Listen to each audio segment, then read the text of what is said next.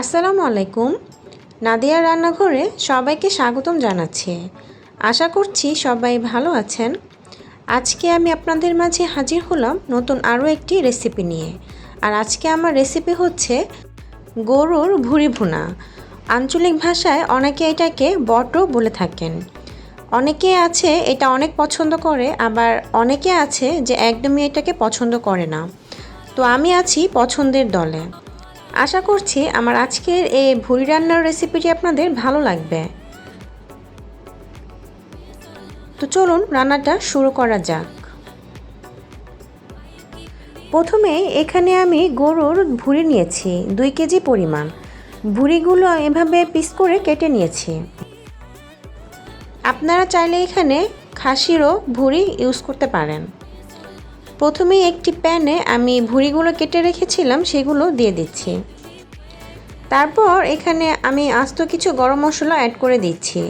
6 টুকরো এলাচ, 2টি দারুচিনি, 2টি তেজপাতা এবং 7 থেকে 8টি লং, 2 টেবিল চামচ পরিমাণ আদা রসুন বাটা, 1 টেবিল চামচ পরিমাণ হলুদের গুঁড়া, 2 টেবিল চামচ পরিমাণ মরিচের গুঁড়া, তবে ঝালটা আপনাদের পছন্দ মতো করে দিবেন, 1 টেবিল চামচ পরিমাণ ধনিয়া গুঁড়া এবং 1 টেবিল চামচ পরিমাণ জিরা গুঁড়া, স্বাদমতো কিছুটা লবণ, 1 কাপ পরিমাণ পেঁয়াজ কুচি এবং হাফ কাপ পরিমাণ রান্নার রেগুলার সয়াবিন তেল। এই সব উপকরণ দিয়ে আমি ভুড়িগুলো মশলার সাথে খুব ভালোভাবে মিশিয়ে নিচ্ছি। এ পর্যায়ে আমি এক্সট্রা কোনো পানি অ্যাড করব না, ঢাকনা দিয়ে দিচ্ছি। এ পর্যায়ে আমি চুলার আঁচটি কিন্তু মিডিয়াম টু লোতে রেখেছি। বেশ কিছুক্ষণ পর দেখা যাবে ভুড়ি থেকে কিন্তু বেশ পরিমাণ পানি বের হয়ে গিয়েছে। এই পানির মধ্যে কিন্তু আমি ভুড়িগুলোকে খুব ভালোভাবে কষিয়ে নিব। আমি ভুড়িগুলোকে কিন্তু ভালোভাবে সিদ্ধ করে তারপরে বাগার দিব, সেজন্য আমি ভুড়িগুলোকে আগে মাখিয়ে নিয়ে তারপর রান্নাটা বসিয়েছি।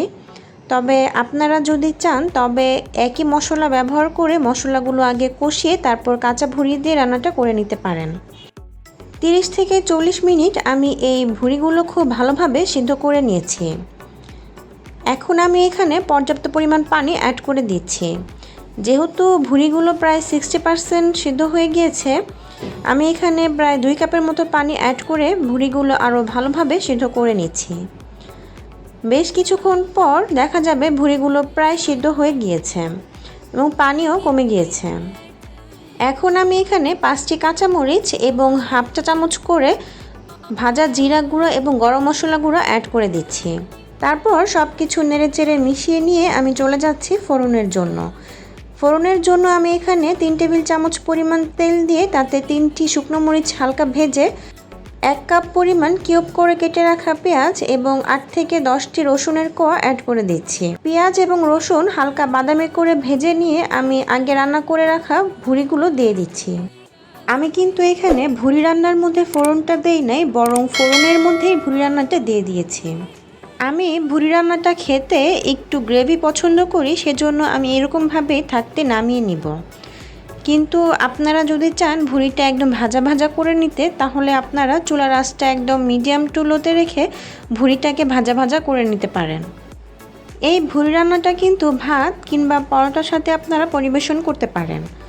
আশা করছি আমার আজকের এই ভুড়ি রান্নার রেসিপিটি আপনাদের ভালো লেগেছে। ভালো লাগলে অবশ্যই আমার চ্যানেলটি সাবস্ক্রাইব করতে একদমই ভুলবেন না।